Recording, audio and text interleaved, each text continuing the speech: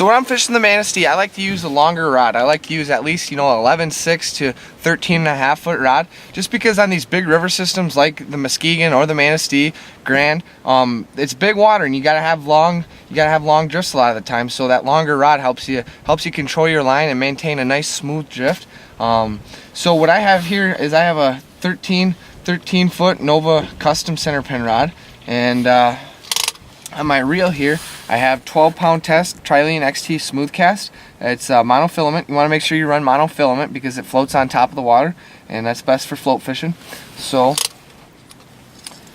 on my main line here I have a 15-gram fast and deep Raven float. I like these floats the best because we fish a lot of fast deep current seams, and these floats ride the current seams really nice. So I'll have right below my float, I'll put one small black, just one round split shot right below my float. Then I'll just taper split shot all the way down to my small black barrel swivel, about 2 feet below my float. And I can adjust the distance between my float and my barrel swivel just depending on the hole. When I'm fishing these holes, I like to adjust it until I find the bottom in the hole, and you found the bottom when your float starts dragging, because a lot of times in the winter time you got to put that bait right in front of their face. So off my barrel swivel here, I have about a 2.5 foot leader of 10-pound test fluorocarbon, and same thing on my leader. I just have split shot tapered down, so I have 2 decent sized round split shot, and I have one small one just by my hook. And I like to use the round split shots because the ones, the split shots that have the ears on them, they kind of tread the water. You don't get the nice smooth drift, but that's about it.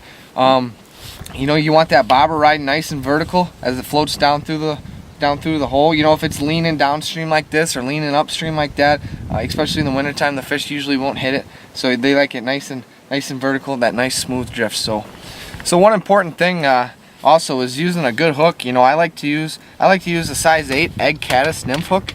These, because I guide a lot, and these hooks I found are the best for fishing with people who aren't very experienced, because that eyelet's curved in. So with that eyelet curved in, a lot of the times the hook will just set itself, because when it pulls, it kind of pulls into their mouth.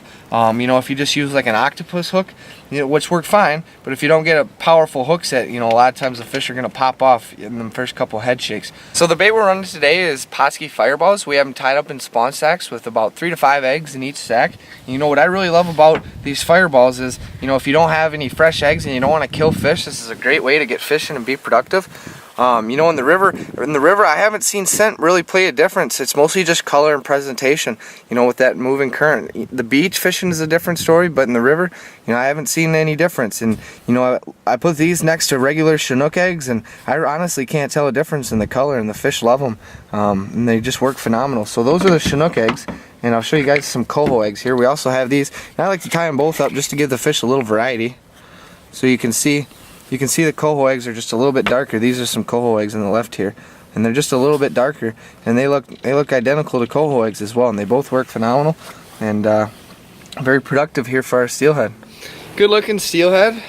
This one was on Potski fireballs tied in sacks. About, I think I had about 4 eggs in that one. Float fishing some fireballs in this slow water seems to be the ticket here in the winter. It's mid-January, so fishing them deep runs and picking away at some steelies.